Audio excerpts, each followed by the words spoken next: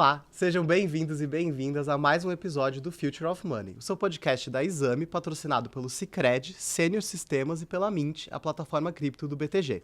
Eu sou o João Pedro Malar, repórter da Exame, vocês já me conhecem bem, e hoje a gente está aqui com um convidado super especial e que vai falar de um relatório recente que tem muita informação interessante, que é o Juan de Antioquia, que é o General Manager da WorldPay na América Latina. Tudo bom, Juan? Tudo ótimo, obrigado por nos receber. Imagina, eu que agradeço.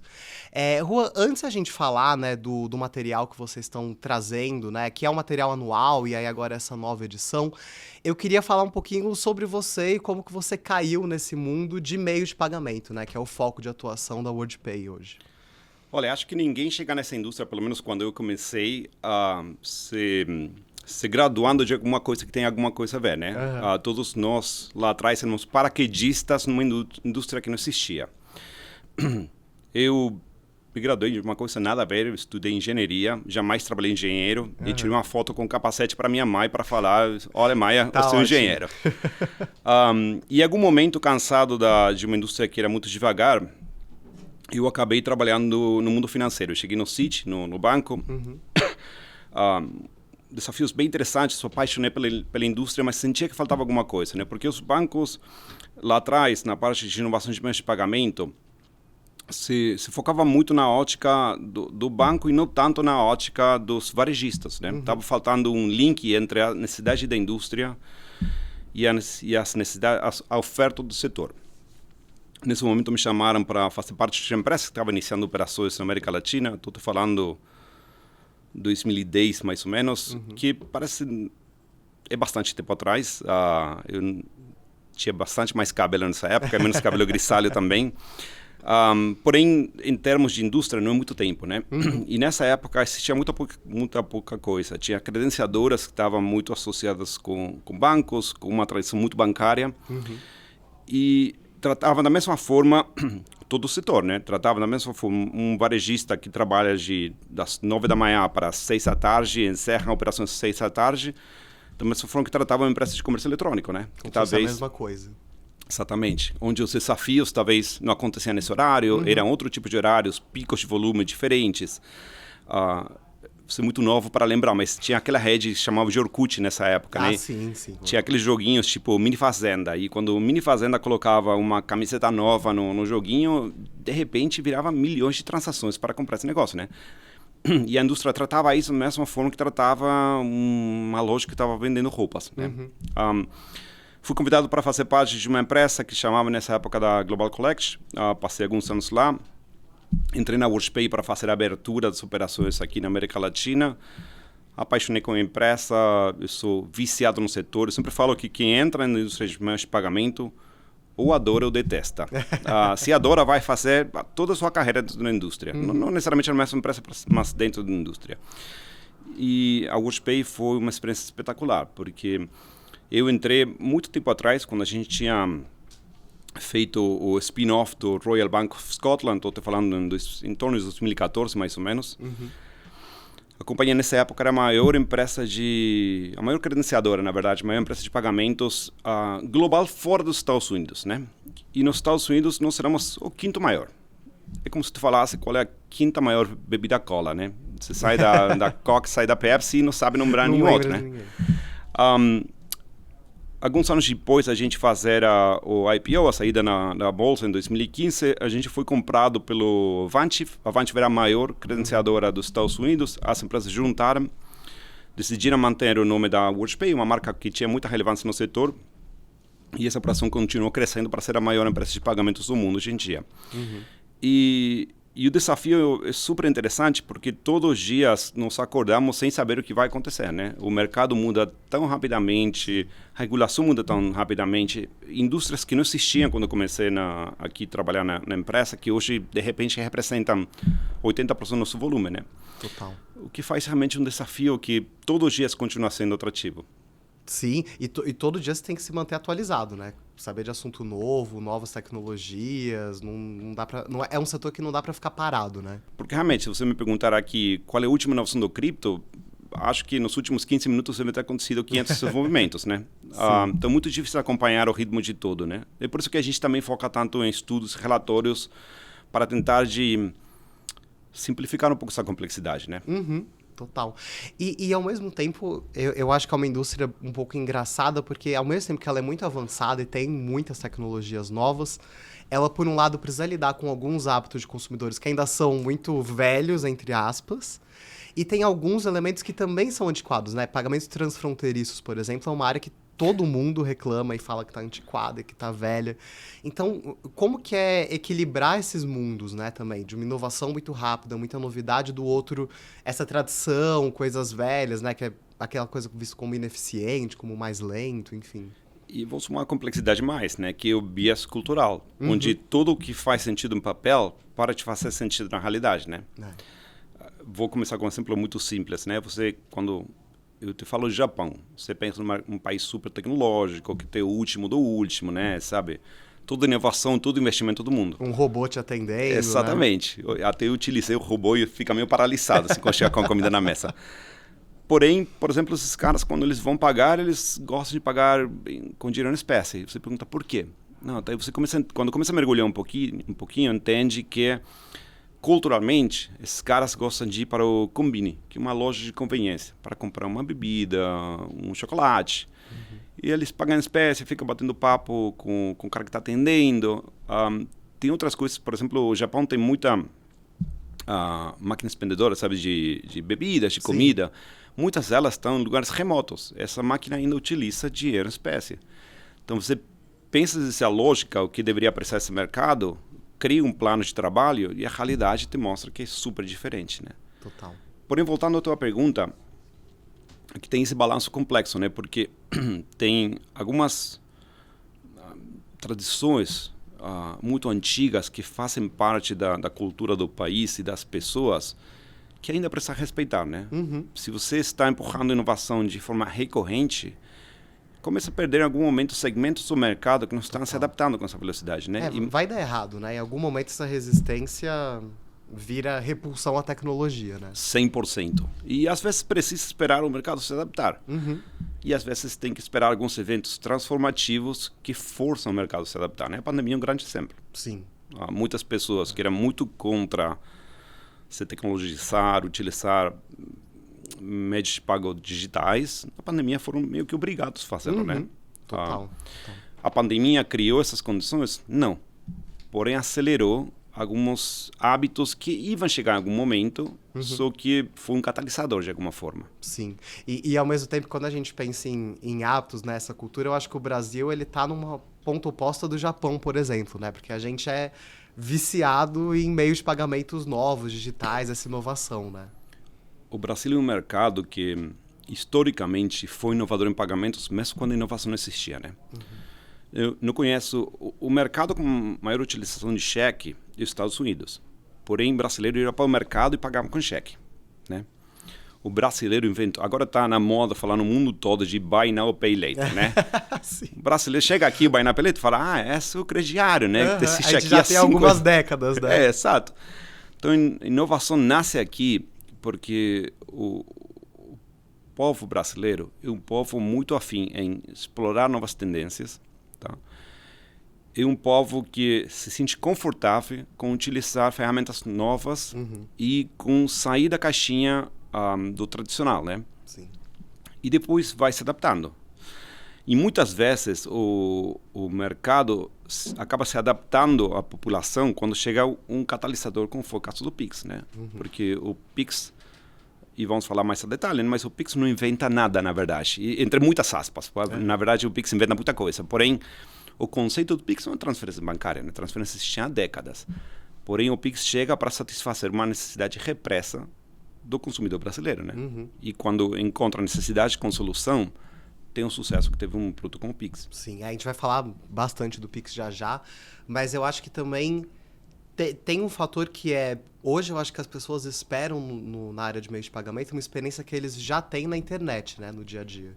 E eu acho que o Pix trouxe muito isso também, né? Essa experiência digital, rápida, tranquila, sem obstáculos no meio do caminho. Eu acho que é uma coisa que a gente já se acostumou para muita coisa da nossa vida e que agora espera também em meio de pagamento, né? Olha, para mim, o maior valor agregado do Pix é a usabilidade. não é se a transferência é feita em tempo real, não é se o produto é caro ou barato, é a usabilidade do Pix. Por quê? Qualquer país do mundo, você vai fazer uma transferência, você tem que digitar número da agência, nome, sobrenome, ID bancário, etc. Pix tem uma coisa simples que faz parte do nosso dia a dia, o copia e cola. Né? Então, tem uma grande inovação da forma que a transação é feita? Não muito. Tem uma grande inovação da forma que o consumidor interage com o ecossistema?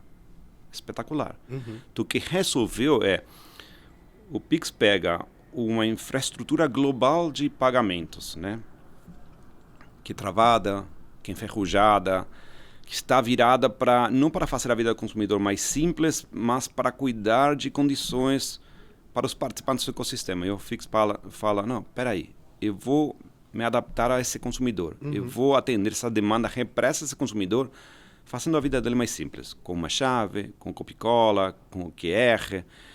E dessa forma, esse consumidor... É por isso que o crescimento do Pix é tão absurdamente rápido, né? Você deve ter visto esse gráfico que diz tempo que demorou a rádio em chegar a 50 milhões de usuários, né? E o Pix chegou em, sei lá, 2 meses.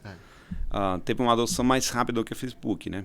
É um caso de estudo global. E, de fato, quando você vai para o mundo todo, quando vai para a conferência de pagamentos, o Pix é um caso de estudo, novamente, não pela natureza própria do produto que faz o Pix um ecossistema de pagamento, e por tudo outro, né? Que às vezes para o estrangeiro é difícil de entender, porque ele não convive diariamente com o Pix. Sim. Então fala, e um produto account to account? Tem milhares de produtos account to account no mundo. Qual que é a novidade, né? Qual que é a novidade? Porém, o que eles não estão conseguindo ver é como simplifica a vida do consumidor. E foi, eu diria, um dos poucos produtos account to account no mundo inteiro que fizeram sucesso. Porque, por exemplo, hoje nos Estados Unidos tem o FedNow, que seria o Pix dos Estados Unidos, e não consegue decolar, né? Os bancos não estão muito ligados para isso, não tem um caso de uso muito claro. Por quê? Porque cada banco tem uma interface diferente para os consumidores. Sim.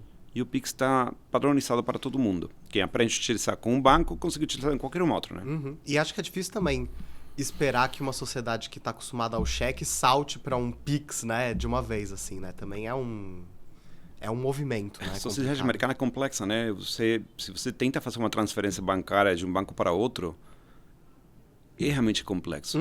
Muitos bancos ainda hoje, século XXI, estão te pedindo um formulário em papel. Sim. Inacreditável, né? Uma coisa que aqui você nem parece surreal quando contam aqui, né?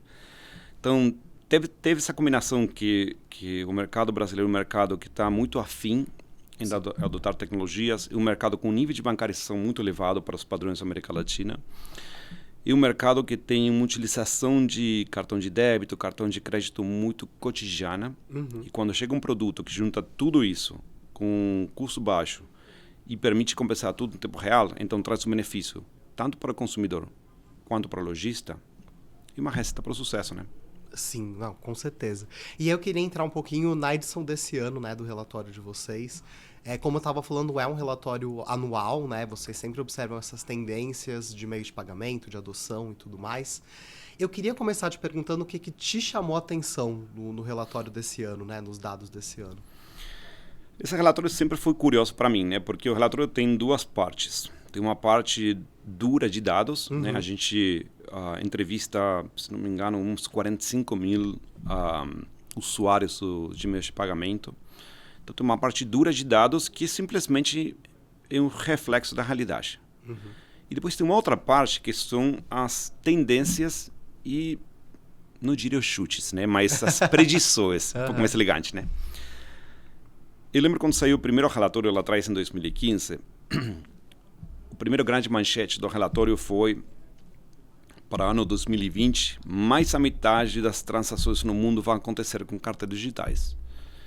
Eu tinha 1 ano e pouco nesse momento na companhia. Eu falei, nossa, esses caras estão viajando. Erramos. Não tem como dar certo. Impossível, né?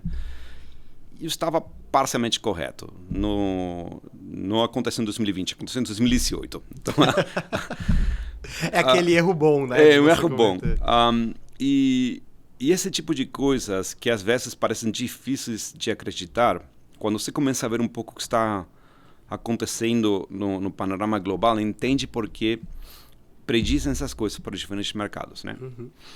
Então, o relatório tem, eu diria, duas grandes tendências globais. Algumas delas aplicam um pouco mais para o Brasil, algumas um pouco menos. A primeira é toda a revolução do account to account, onde Pix é um produto dessa família. Tem casos desse tipo em vários mercados do mundo. Eu diria que o mundo todo tem um apetite para ir para esse tipo de produtos, né? Ter o dinheiro na conta, eu quero pagar agora, o lojista, benefício para o lojista, benefício para o consumidor. E tem uma segunda parte de produtos que tem mais a ver com o financiamento das compras, né? Que é o famoso Buy Now, Pay Later, o crediário brasileiro, né? Que no mundo todo está fazendo sucesso. Aqui a adoção no Brasil está um pouquinho mais tímida, e acredito que está um pouco mais tímida porque, a diferença de outros mercados, o Buy Now, Pay Later aqui no Brasil tem concorrentes. Sim, né? sim. O parcelado no cartão não é exatamente a mesma coisa que o Buy Now, Pay Later, porém um produto substituto, né? Acho que no psicológico é praticamente a mesma coisa. Diria a principal diferença entre um Buy Now, Pay Later e o parcelado no cartão é que a linha de crédito do parcelado você tem antes de iniciar a compra. E a linha de crédito do Buy Now, Pay Later você ganha no momento que inicia a compra, né? Essa é a principal diferença. Depois, se você debita um Pix, paga um boleto, sei lá, tanto faz, né? Porém, essa é a maior diferença entre um produto e outro. Mas tem um produto que concorre de alguma forma contra o Buy Now, Pay Later, né? E depois tem toda a parte de adoção de carteiras digitais, né? E talvez essa seria a minha predição, o meu chute para o Brasil, com relação ao que eu espero crescer nos próximos 5 anos, né? E deixa eu explicar um pouco por quê.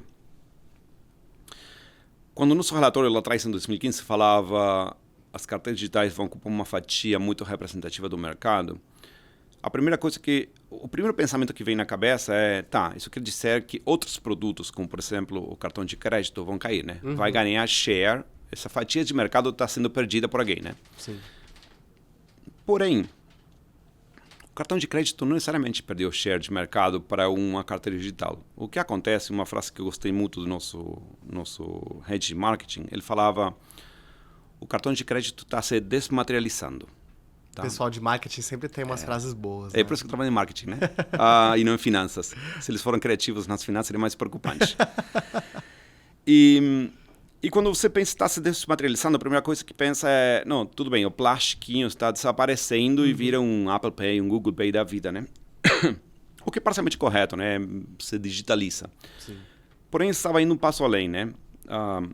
Vou mandar um oi para o Gabriel, nosso head de marketing, e estava falando, não, quando eu digo que está desmaterializando, eles estão virando uma parte da infraestrutura de outros produtos, né? Então, por exemplo, quando falamos de uma carteira digital, o produto que fornece o trilho para essa transação acontecer, muitas vezes é um cartão de crédito. É por isso que as carteiras digitais podem crescer a representar, sei lá, 50% do mercado, sem as transações de cartão de crédito diminuir. O que está mudando, de alguma forma, é a interface que o consumidor utiliza para transacionar. Dessa ótica do consumidor, ele comprou uma carteira digital. Dessa ótica dos cartões de crédito, eles fizeram uma transação de cartão de crédito. Dessa ótica do lojista, tanto faz. Sim.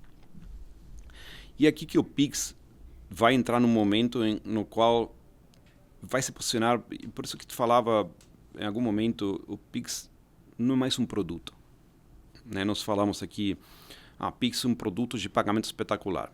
E eu vou te dar uma leitura um pouco diferente. Então, o Pix é um ecossistema. Por que nós falamos de que o Pix é um ecossistema?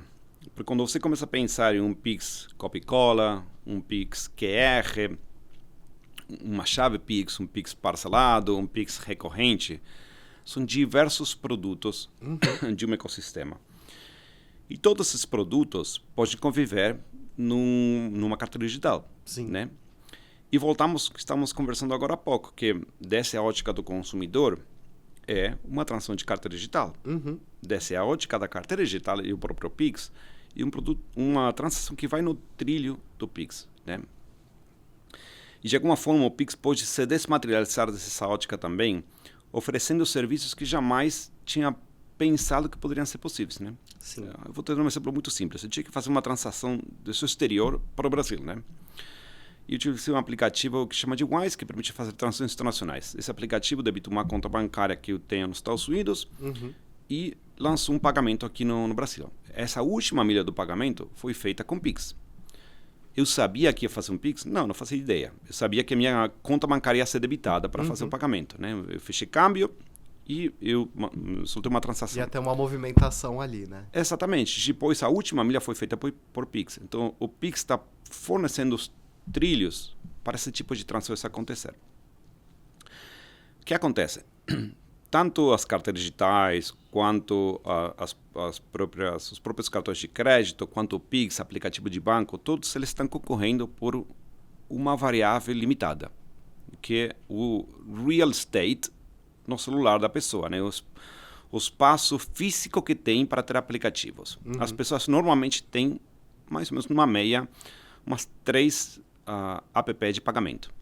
E eles utilizam recorrentemente uma, às vezes 2, né? Tudo o resto não é utilizado e tudo que vem acima disso é deletado. Sim. Então, está todo mundo concorrendo pelo mesmo. Então, final das contas, o que importa para os ecossistemas é que a transação seja concluída pelo ecossistema deles.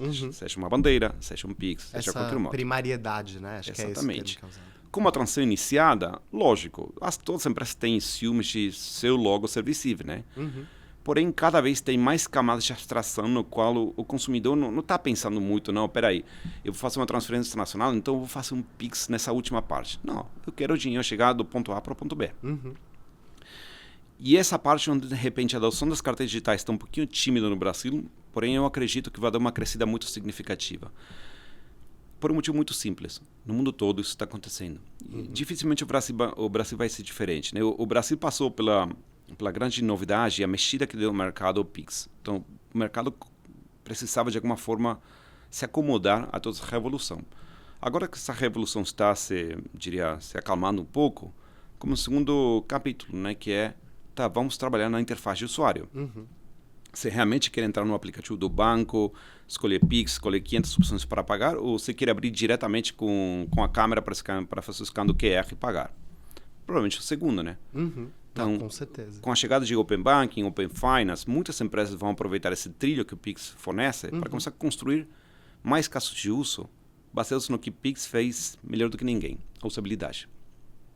E isso que realmente diferencia o Pix de qualquer outro produto de account to account no mundo, né? Tem inúmeros produtos account to account. Inclusive, estava conversando semana passada com uma pessoa do setor e falava, não, account to account não é novidade, né? Tem um produto na Holanda que chama de iDeal, tá? Há 20 anos, né? É um pagamento, débito conta, paga para o lojista.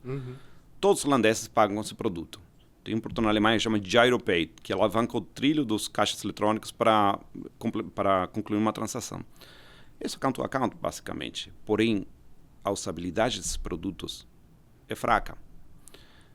O Pix não inventa transações em tempo real, não inventa transações baratas, o mundo já tinha. O Pix o que inventa vamos fazer uma interface espetacular, vamos abordar toda a complexidade que todas essas opções têm e nos focar em fazer a vida do usuário fácil.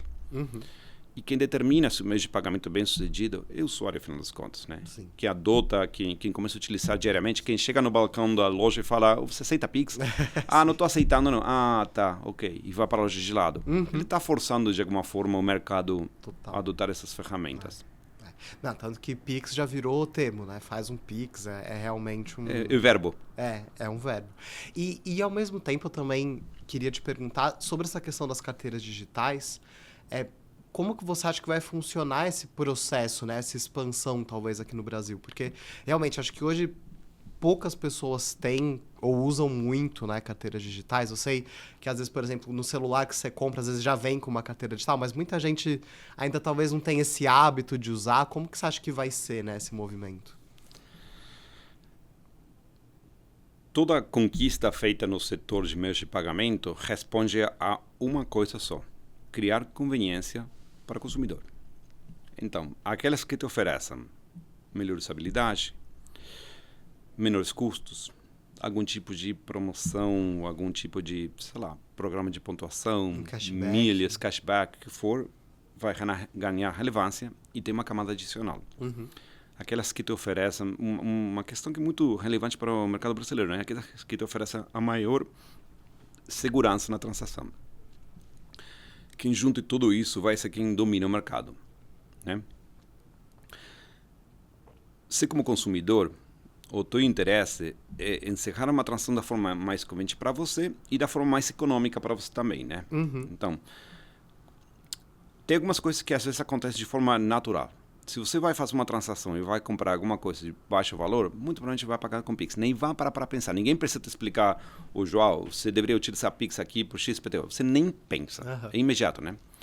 Agora, se você vai comprar uma coisa bem mais cara, vamos supor algum produto de mais de R$1.000, muito provavelmente você vai fazer a transação com cartão de crédito, né? E também, não é que você faz uma grande análise para pensar, não, peraí, eu vou fazer com cartão de crédito porque o cartão está encerrando nessa data, eu consigo puxar um pouco o pagamento. Você só está puxando da carteira, já está tirando o cartão e está pagando. Não para imediato. Essa segmentação do mercado, que acontece de forma natural, que as pessoas em algum momento param para pensar, mas fazem uma vez só, né? E depois só repetem. Responde a qual é o produto mais vantajoso para você nesse momento. Porque uma transação de maior valor você vai pagar com cartão de crédito, de repente ganha pontos, ganha milhas, alguma coisa do programa de lealdade. Tem um seguro de compra, se o produto quebra, você pode receber o estorno do valor. Se o produto não é exatamente o que você quiser, pode fazer uma contestação, um chargeback. Tem um monte de festas que, de repente, são melhores. Porque, de repente, você não faz uma transação de baixo valor com um cartão de crédito, que normalmente representa a maior parte das transações, por um motivo muito simples. Você não para pensar quantas transações de baixo valor você faz. Então, você começa a acumular essas transações até de chegar baixo uma valor. surpresa negativa no final do mês. Exatamente. Né? Então, isso já aconteceu com todo mundo alguma vez e para pensar, não, eu vou pagar com cartão de débito ou com Pix, alguma coisa desse tipo. Com essas carteiras vai acontecer a mesma coisa, né? Você vai utilizar elas e vai ser super natural a escolha de qual é melhor para você. Em outros mercados na região, teve casos, inclusive, muito relevantes dos bancos se agrupando para lançar um produto e, entre aspas, forçar um produto para o mercado que não dava a conveniência apropriada para o consumidor. Tinha tudo para ganhar share. Tinha investimento, tinha respaldo dos bancos, tinha as promoções bancárias, parcelas em juros, tudo o que você quiser. Não deu certo. Naquela listinha, né, teórica, tudo certinho. E na vida real, depois o consumidor fala, é difícil de usar, não quero. Simples assim. E é muito engraçado, né, porque, na sua opinião, por que isso não é percebido pelas empresas antes de lançar o produto? Não tem uma disposição de ouvir muito, fazer muito teste? Porque, em teoria, são processos, né, com muita prototipação, às vezes faz grupo focal. Por que às vezes não dá para identificar esse movimento? Ou às vezes não há esse interesse? Não sei. Não, olha, não é que não há interesse. Sempre querem tentar adequar o produto para o consumidor, né? Porém, tem muitas coisas. Às vezes tem esse bias de, afinal das contas, ser profissionais da indústria, né? Sim. Sempre acho que sabe mais, né? Não é que sabe mais. É muito mais básico ainda. Você está tão acostumado a fazer as coisas complexas, né? Porque é seu dia a dia, né? Fazer uma transferência internacional para um consumidor normal é complexo? Para uma pessoa que está todo dia fazendo esse tipo de coisas, é normal, né? Não tem uma complexidade muito grande. Então, muitas vezes, não percebe que outras pessoas percebem como complexidade, né? Esse bias cultural, né? No papel, tudo funciona. Você leva no mundo real e, às vezes, você pode até entrevistar um grupo focal, esse tipo de coisa. Você está vendo uma parcela muito pequena do mercado. Quando você escala, começa a encontrar casos de uso que não tinha como pensar, né? Então, às vezes, é uma questão... às vezes, acaba dando certo da forma mais bizarra. Deixa eu te contar uma história. A Índia, um país que tinha uma movimentação de dinheiro em espécie altíssimo, né? Um dia o primeiro-ministro da Índia chega, acorda do lado errado da cama e fala, de agora em diante, todas as notas de mais X valor não vão ser aceitas. Foi uma loucura. As pessoas faziam umas filas imensas no banco com malas cheias de dinheiro para ir depositar na conta bancária. E acho que não faz tanto tempo atrás assim. Não foi há 4, 5 anos, não foi mais do que isso. Deu uma transformada no mercado terrível, né? O que acontece? Tinha uma empresa que fazia recarga de celular, tá? Eles tinham, não vou lembrar de cabeça o número, vamos supor, 200 milhões de usuários cadastrados, né? Todo na Índia e na China são centos de milhões de usuários, né? Tinha 200 milhões de usuários cadastrados. Os caras tinham cadastradas carteiras de crédito, os cartões de crédito, tinham cadastradas algumas carteiras digitais, tinham cadastrados alguns outros meios de pagamento. O usuário e a possibilidade de encerrar no pagamento. Essa empresa se chama de Paytm. Essa empresa virou a maior carteira digital da China. Oportunidade, as pessoas conheciam, usavam, estavam familiarizadas com o produto. Só. Tinha alguma grande inovação no produto? Nada. Familiaridade do usuário. Então, muitas coisas acontecem porque para o usuário não é alheio, né? É uma coisa cotidiana. É simples de utilizar. Se sente confortável, né? E esse conforto, essa sensação de segurança, e ainda mais quando fala de pessoas um pouco maiores, onde esse conforto ainda é muito maior, né? Criar essa contenção para elas é crítica. Porque essas são as pessoas, afinal das contas, que movimentam a economia, né? Não são pessoas de 30 anos com uma pós-graduação em finanças e que passam o dia todo fazendo contactless para comprar um café extremamente caro numa loja de café que não deveria... Por mais que eles acham que são eles, né? Às vezes. Então tem muito mais a ver com isso. E não é uma receita correta para fazê-lo, né? É muito prova e erro, afinal das contas. Mas as empresas têm que estar preparadas primeiro para soltar a mão de uma iniciativa que não está caminhando, né? Porque às vezes as empresas ficam, sabe, decididas a fazê-lo andar. E algumas coisas nasceram erradas.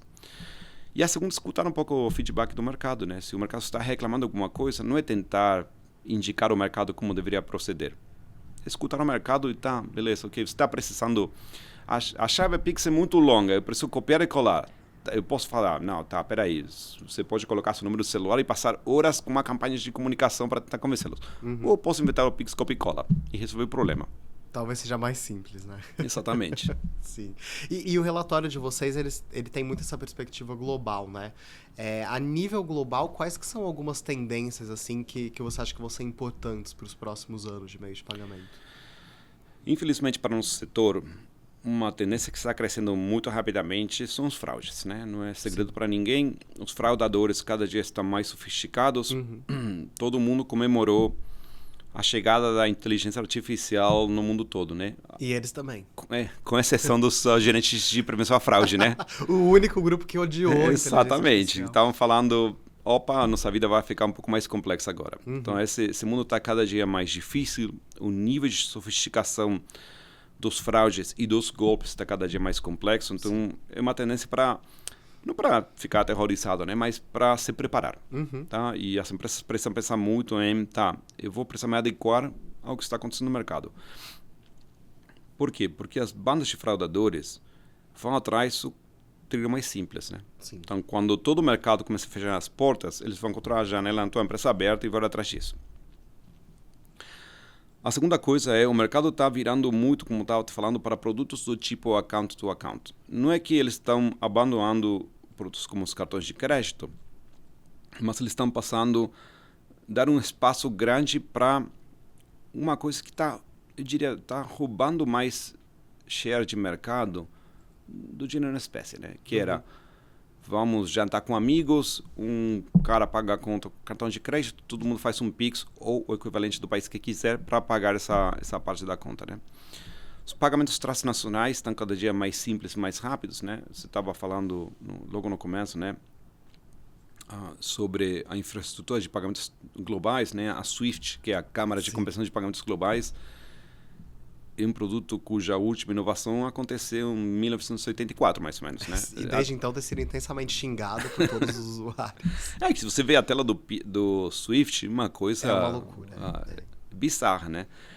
Porém, tem múltiplos atores que estão ocupando esse espaço, né? Tudo que tem a ver com cripto, com blockchain, está simplificando muito esse tipo de questões. Hoje, se você parasse 5 ou 6 anos atrás, falasse para uma pessoa, eu preciso fazer uma transferência de um país para outro, era... Acabou o dia. Uma loucura, vou passar o dia todo, vou pagar uma fortuna em comissões. Não sei nem como fazê-lo, né? Hoje, baixa um aplicativo do App Store do telefone e... se cadastrar e soltar a transferência chega em segundos. Então, esse tipo de tendência também permite normalizar muito, permite que o mundo seja muito mais pequeno, né?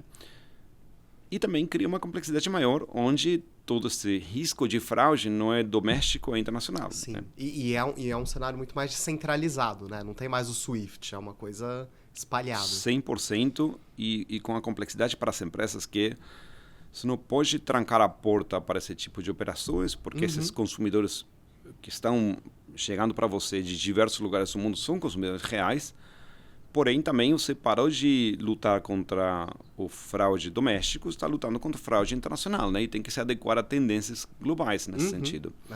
Então a complexidade do nosso ecossistema está muito maior.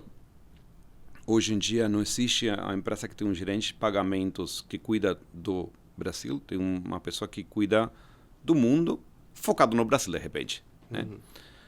Não deve ter nenhuma empresa no mercado brasileiro hoje que não recebe alguma transação de cliente fora. Sabe ainda não.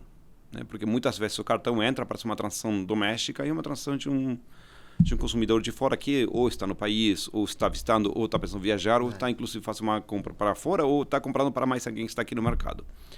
Esse tipo de coisa acontece. Se você começar a recusar essas transações, essa fatia que 10 anos atrás era uma fatia de um dígito, 2, 3%, hoje está chegando nos 2 dígitos, né?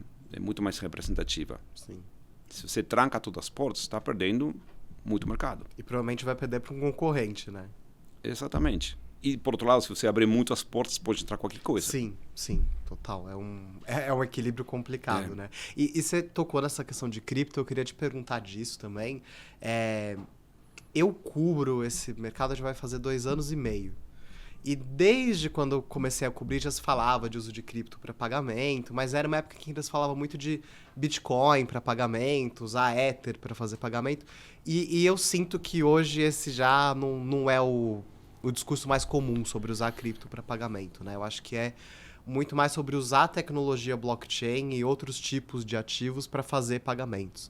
Mas eu queria um pouco da sua visão, assim, de por que você acha que um Bitcoin da vida, que um Ethereum da vida não deslanchou como um meio de pagamento, né? Tem outros usos que não esse, né?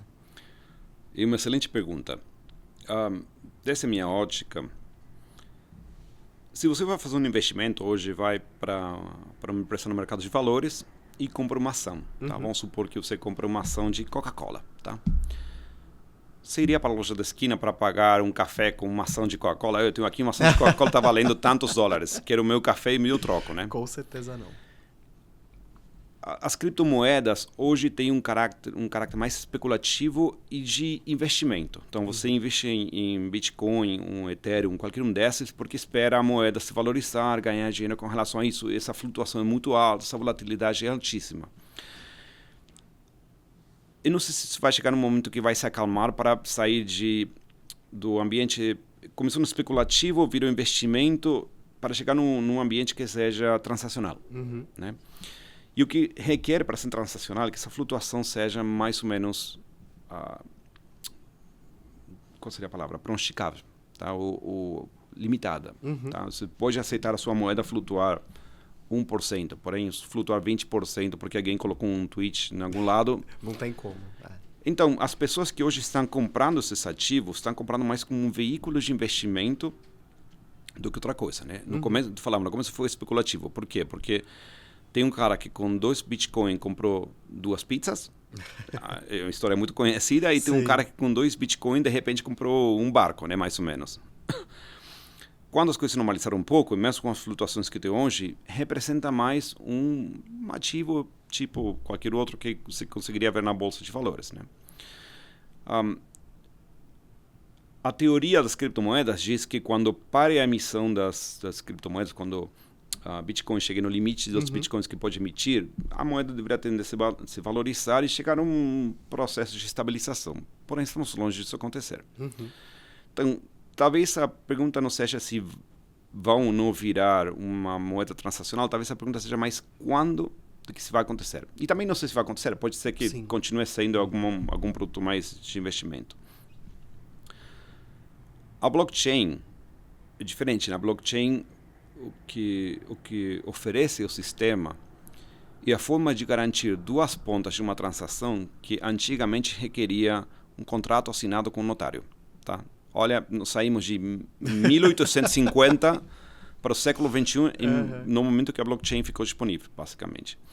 Então, esse tipo de soluções sim permite alavancar muito para operações de pagamento. Por quê? Porque está garantindo todas as partes da cadeia, que basicamente é a maior complexidade de pagamentos. Por quê? Quando você faz uma transferência, seja por Swift, ou mesmo uma transferência, um Pix dentro do país, ou transnacional, o que for, tem um banco que emite, um banco que recebe. Esses bancos têm garantias, têm o que chama de colaterais, né? Então, de alguma forma, estão garantindo a operação contra a câmara de compensação que vai compensar esse tipo de coisa, né? Seja uma câmara CIP aqui no Brasil, seja uma SWIFT internacionalmente. Tá? O banco diz, estou te mandando uma transação de R$500 e eu tenho em garantia para você. Se der algum problema. Exatamente. Quando você faz uma transação com blockchain, essa garantia não existe. A única garantia é vou garantir que a transação acontece e confirmada, todos os pedacinhos da cadeia são confirmados. Com uma operação muito complexa matematicamente, que não tenho condição nenhuma de explicar, você conhece muito melhor do que eu. Como tu falava logo no começo, pessoas muito mais novas da minha equipe estão em condições melhores de te explicar.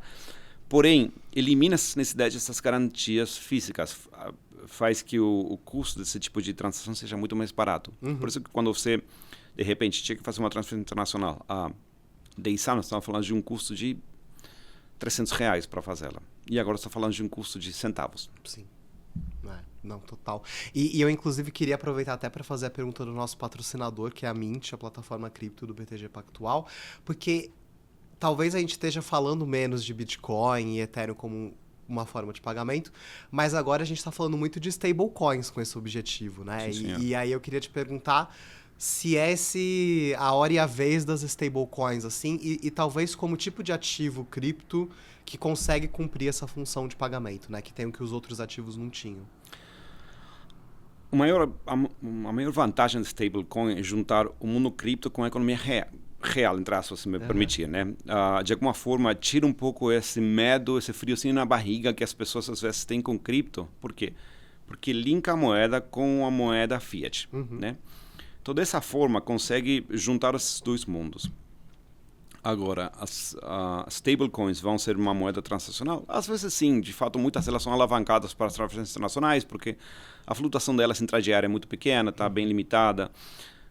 Nós, inclusive, temos um produto que nós pagamos para os clientes de stablecoins, se eles quiserem, né? E, de alguma forma, aproxima, não resolve ainda. Por quê? Porque uma moeda vira moeda transacional não o dia que duas grandes empresas fecham uma transação dessa forma. O dia que duas pessoas que se encontram na rua e fulano tem que pagar o café para ciclano, encerrar a transação. E um stablecoin hoje ainda não responde a esse tipo de problemática. Porém, logicamente, que aproxima muito, né? E faz... tira um pouco o medo desse consumidor de quanto vai valer se acabaram de me dar. E eu acho que psicologicamente se falar, esse stablecoin é um dólar digital. Automaticamente na cabeça da pessoa já é uma outra postura, né? Sobre aquele Com certeza. ativo. E vai valer esse mesmo valor hoje, amanhã e muito provavelmente daqui a uma semana, né? Não, com certeza. Mas eu queria te perguntar exatamente disso, porque no fim das contas, acho que toda a conversa que a gente teve aqui é resumida por se o cliente não quer, não vai acontecer. Se o cliente não quiser usar as stablecoins para pagamento, elas não vão virar um meio de pagamento, né? Mas o que você acha que precisa, talvez, para esses clientes terem essa vontade? É difícil, né, prever, mas para eles terem mais essa vontade, né, de usar as stablecoins, é uma falta de conhecimento só sobre? Olha, hoje de manhã estava num evento aqui do setor e estava falando numa palestra um especialista em inovação.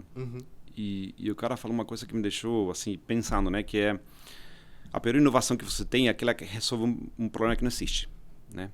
Então, hoje em dia, esses consumidores têm uma forma de resolver essa problemática, pelo menos na economia doméstica, né? Então, por que eles iriam se complicar utilizando um outro produto que não conhecem, não estão familiarizados para resolver uma coisa que hoje com o Pix tem resolvida, né? Então, essas stablecoins começam a tomar um pouquinho mais de valor quando você começa a sair da fronteira do país, quando começa a ir uma complexidade que um Pix hoje em dia, pelo menos, não resolve, né? Porém, tem que encontrar o caso de uso que hoje não está sendo bem atendido para que esse produto, de repente, possa ser o produto que resolve essa problemática. Sim. Para a operação cotidiana, hoje tem inúmeras ferramentas que resolvem. Então, eu vejo difícil uma adoção, pelo menos no meu termo, desse tipo de soluções para a economia doméstica, Mas, para a economia internacional, isso está acontecendo, né? E essa complexidade, como esse mundo está se globalizando, como esses consumidores, o próprio consumidor que resolve a problemática doméstica está começando a lidar com a problemática internacional, porque está transacionando com sites de fora, com empresas de fora, de repente vai se ver, entre aspas, obrigado a utilizar esse tipo de produtos. E uma vez que perca o medo, uma vez que se familiarize com esse produto, de repente vai conseguir utilizar de forma mais recorrente para a sua economia do dia a dia. Não, com certeza. Eu queria te perguntar também, aproveitando esses assuntos do momento, como vocês na WorldPay têm visto a questão da inteligência artificial, né? Enfim, a gente sabe que a IA não é uma coisa nova, né? Ela já existe há muito tempo, mas a IA generativa é mais nova. Mas como vocês têm visto as mudanças, os impactos para a área de pagamentos, acho que para além da questão de fraudes, né, que a gente já comentou aqui? Nós temos uma iniciativa muito grande na companhia para tentar alavancar tudo o que for possível com inteligência artificial. Porém, nós temos uma outra iniciativa igualmente grande para alavancar tudo que seja inteligência humana. É bom também, né?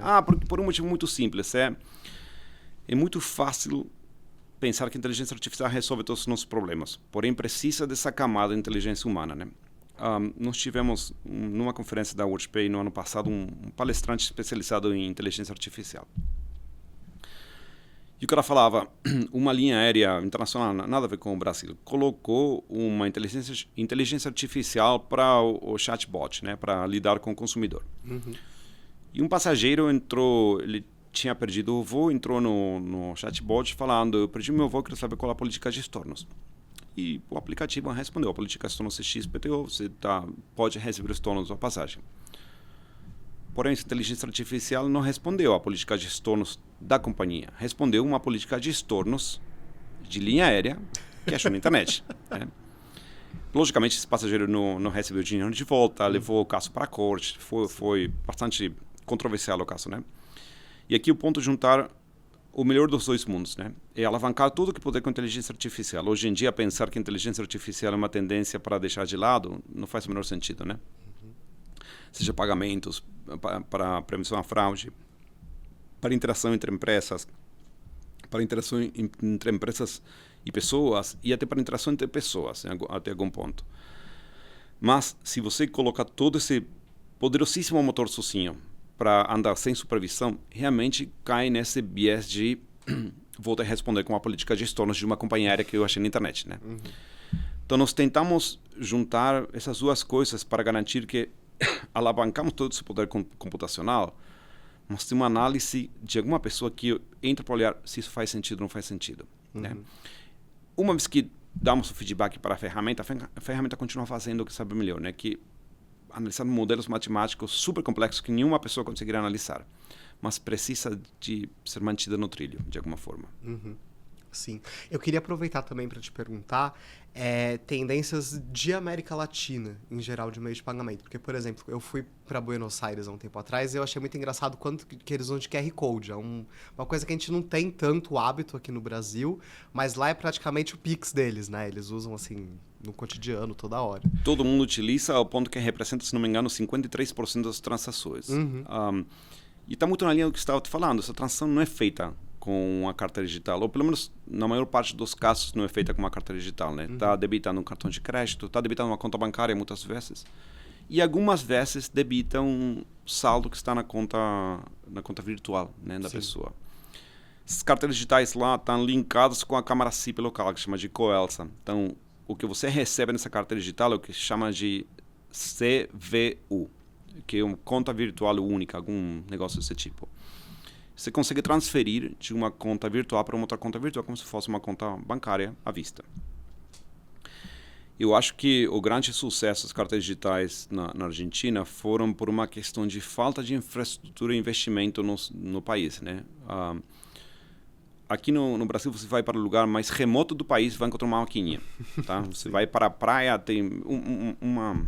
Vai ter um caixa eletrônico. Vai ter um caixa eletrônico. Uma história que ficou muito gravada na minha cabeça muitos anos atrás, muitos mais do que eu gostaria de lembrar, no nosso escritório em Vila Olímpia, tinha um cara vendendo milho quente. O cara nem tinha como manter a manteiga fria. Porém, ele aceitava cartão de crédito. E hoje em dia deve aceitar Pix, né? Muito provavelmente. O cara deve estar aceitando o Pix recorrente, praticamente assinatura de milho. Com QR Code, tudo bonitinho. Sem dúvidas. Lá esse investimento não aconteceu, né? Você ia para cidades menores, mais remotas, e realmente ou pagava continho em espécie ou não pagava. Uhum. O que acontece com o QR Code? O QR Code é a terminal de pontos de venda mais barata do mundo. Por quê? A pessoa precisa imprimir o QR Code, manda por correio físico se precisar, né? Uhum. Gruda no balcão, a pessoa chega e paga. Não precisa de nenhum tipo de tecnologia. Tanto assim que quem está recebendo nem precisa ter celular, né? Sim. Porque a pessoa que está fazendo a transação pode mostrar que está indo para a conta correta e o valor e acabou, né? Então isso permitiu ocupar um espaço que o mercado, o ecossistema financeiro não ocupou. Uma vez que ocupa esse espaço e as pessoas se acostumaram, não tem volta atrás. Né? Agora, pode colocar terminais de pontos de venda em lugares remotos da Argentina? Pode. As pessoas vão parar de pagar com o Mercado Pago? Muito provavelmente não. E para outros países da região é um cenário um pouco parecido mais com o da Argentina, com o do Brasil. Eu vi que alguns países têm mostrado interesse de adotar o Pix, né, agora, né? Não o Pix, mas a mesma ideia. Não, mas o Pix mesmo, as boas trás. práticas do Banco Central, né? Cada país é um mundo, e da mesma forma que os japoneses adoram o Combini, cada país da América Latina tem a sua história, né?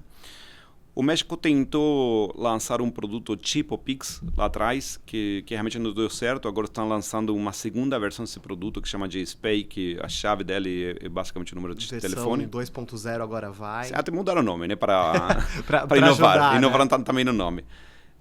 Porém, é um mercado que lida muito com a desbancarização. Realmente tem uma complexidade enorme, que aqui no Brasil não é o que impede um produto crescer, né? Em México realmente impede muito um produto crescer. Então, o principal desafio do México é a bancarização das pessoas antes de pensar, vou inovar com um produto como o Pix, né? Às vezes, as pessoas não percebem o avançado que estão... Não só no Brasil, mas as grandes cidades aqui no Brasil são cidades, vou utilizar uma palavra em inglês, mas cashless, né? Sem dinheiro em espécie. Eu falava para alguém semana passada que eu fiz um saque de R$50 há 3 anos, levava a nota no bolso e chegou um dia que eu gastei porque estava cansado de levar a nota no bolso.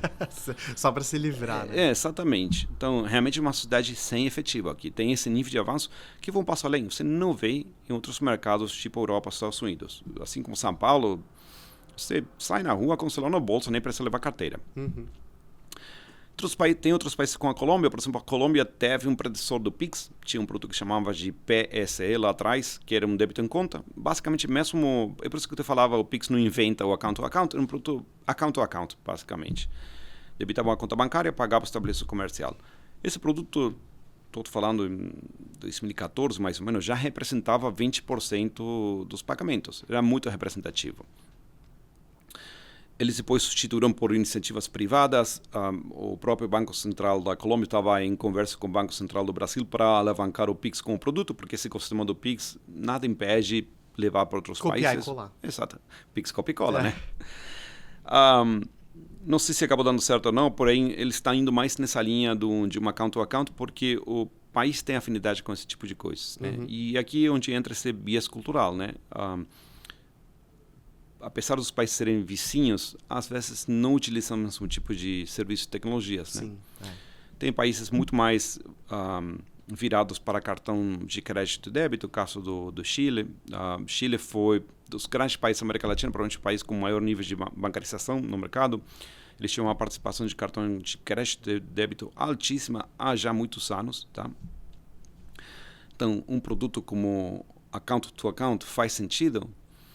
Mais ou menos. Fazer sentido faz, porém não acaba substituindo nenhuma necessidade que hoje não tem atendida no mercado. Né? E depois tem produtos como o Peru, né, que estão onde o Brasil estava dessa infraestrutura de cartões de crédito, está onde o Brasil estava em 2005, mais ou menos, em termos de abertura do ecossistema, em termos de competitividade, em termos de preços de mercado. Então, eles precisam ainda dar essa evolução que o Brasil passou muito tempo atrás, extremamente acelerada quando o mercado faz a abertura da adquirência em 2010, para chegar nesse estágio onde começa a ver qual é o seguinte capítulo de evolução para o mercado. Então, todos os mercados têm uma complexidade um pouco diferente. Sempre achei muito engraçado, eu tenho um colega que é o gerente geral que cuida da Europa na WorldPay, e ele fala, não, a Europa é uma região muito fragmentada porque Europa do Norte utiliza produtos baseados na conta bancária, a Europa do Sul utiliza produtos baseados nos cartões de crédito. Eu falava, tá falando sério, cara? Nós temos 32 países, todos eles pagam de uma forma radicalmente diferente. Mesmo o mesmo produto que nós tínhamos ativos em vários mercados, nós achamos a forma de fazê-lo diferente em cada um deles, né? O parcelado que você tem no Brasil é diferente do parcelado que tem na Argentina, que é diferente do parcelado que tem no México, que é diferente do parcelado que tem na Colômbia. Então, esse é um mercado fragmentado, né? E a América Latina é um mercado que tem algumas condições culturais muito semelhantes, o mesmo tipo de desafios em termos de infraestrutura, bancarização, etc., porém abordados de uma dinâmica muito diferente, e todas elas funcionam. Não tem nem melhor nem pior. Tem aquelas que se adequam melhor ao próprio mercado. Alguns países estão muito avançados em termos de adoção do mercado, o Brasil, a Argentina, o Chile, e tem outros que estão mais a caminho, né, que é o caso do México. Perfeito. E acho que a mensagem final do podcast é essa, né? Se a população não quiser, não vai dar certo, né? Então tem que ter sempre esse olhar, né? Juan, eu queria agradecer muito a conversa, foi muito legal, obrigado. Obrigado por trazer esses insights do relatório, acho que todo mundo que se interessa sobre esse tema tem que ler, acho que é um material muito legal. Então, muito obrigado pela presença, viu? Obrigado, eu. Imagina. E obrigado você que acompanhou a gente até agora. A gente chegou ao fim de mais um episódio do podcast. Lembrando que semana que vem tem mais e que o podcast é patrocinado pela Senior Sistemas, a Sicredi e a Mint, a plataforma do BTG Pactual. Até a próxima!